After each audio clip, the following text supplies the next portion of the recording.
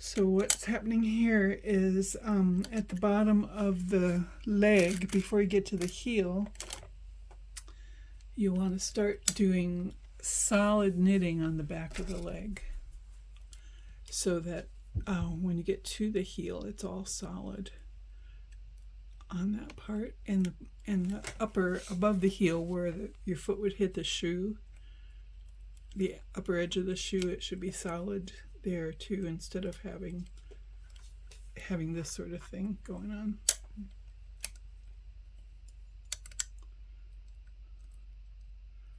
So after I do this, and basically I'm just transferring a stitch from the row below onto the empty stitch, and then I make it tighter by using the heel spring. I'll go about 15 rows. Oops, let's get that.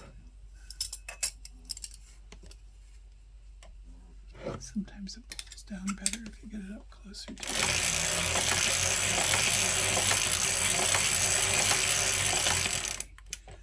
And now it's time for the heel. So this will be the front of the leg, and it'll have these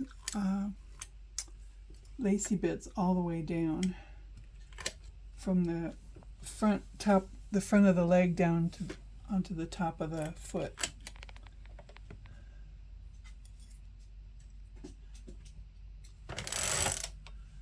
And because this is on, I can go back and forth now.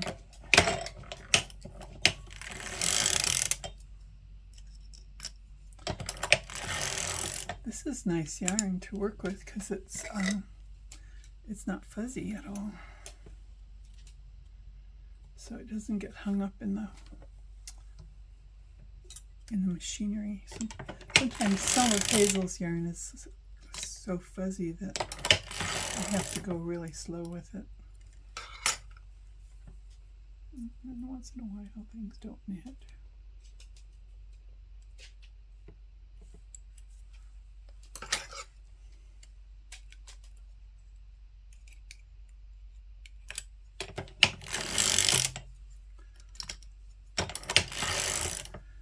Some knitters, some circular sock machine knitters keep their nails long so they can use them to raise the needles, but I just like to use the tool because even if your nails are long, the ends of your fingers still get sore if you use your nails to lift the needles.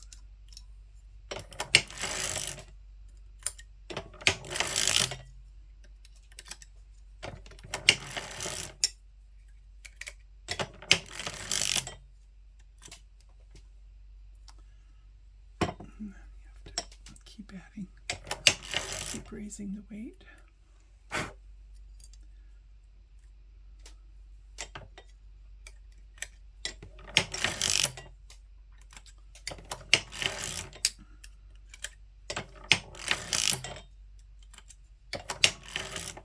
Okay, that's the bottom of the heel.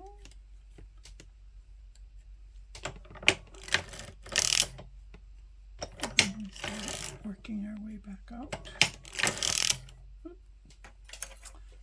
And this is a really typical thing to happen here.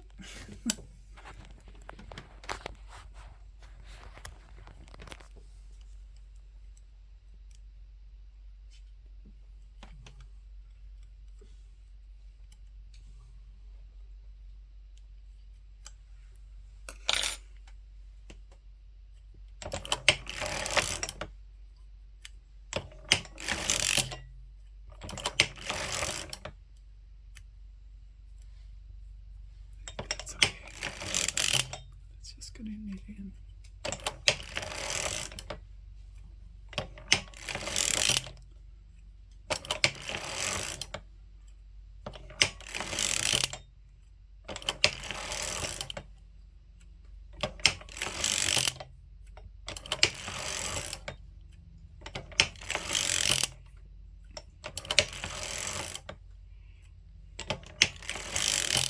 Okay, so even though I haven't done all the way out to these,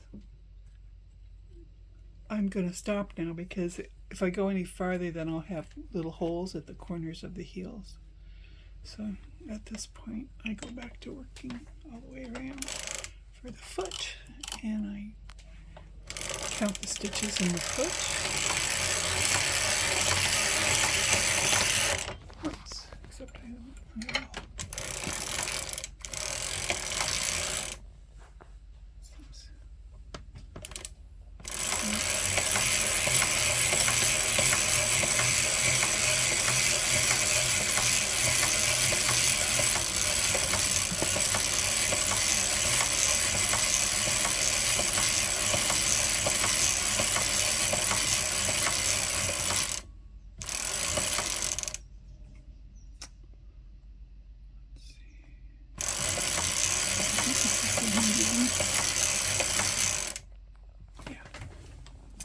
Okay, so then we close up the lacy bits on this side so the toes won't have holes in them.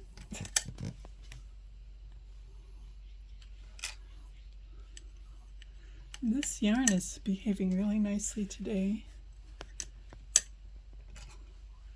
This is one of those things that it either only takes an hour, hour and a half to make a pair of socks, or it takes all day.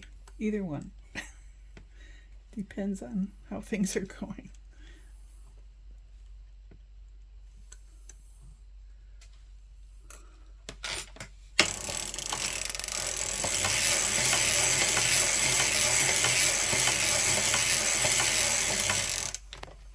Okay, now we're going to make a toe, which is made exactly the same way as you make a heel.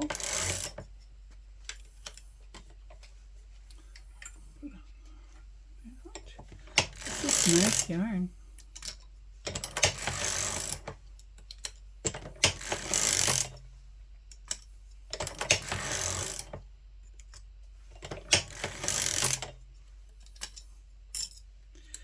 The other good thing about using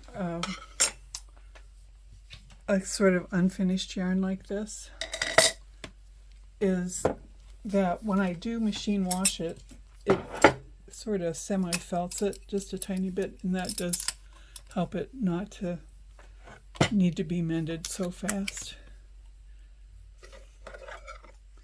But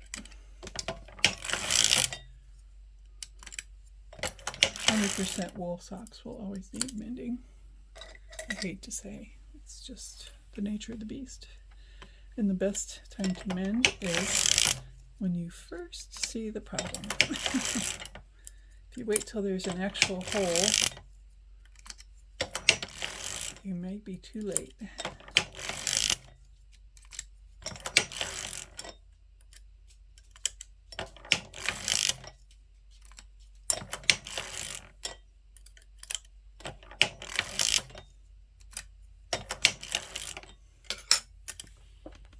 This I didn't use the weight, but I'm going to use it now.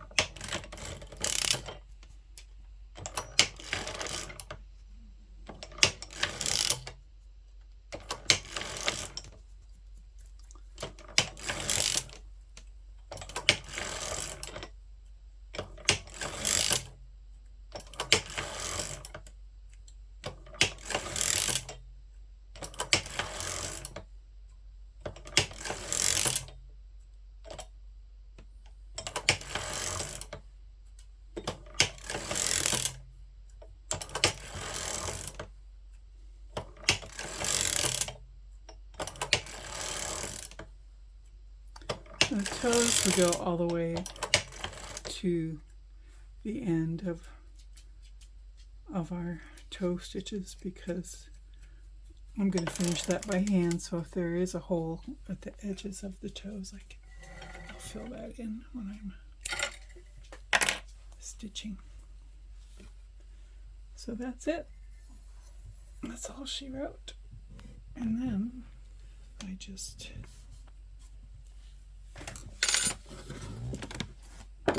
do the dismount, which involves a little bit of waste yarn.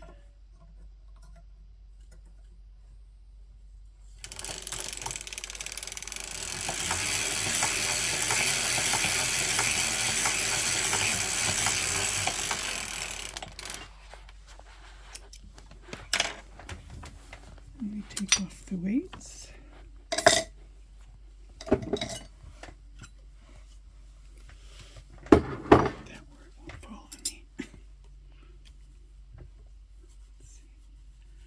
Good hold of it.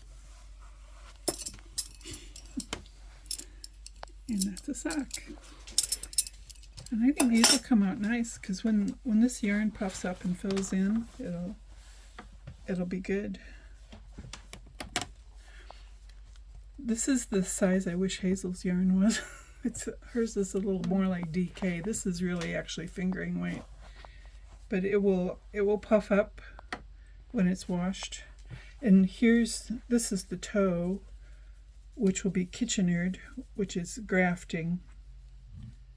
All of this will go to the inside and it'll be stitched across there. And then I'll take out all that green part and it will look like there's no seam. And let's see this end.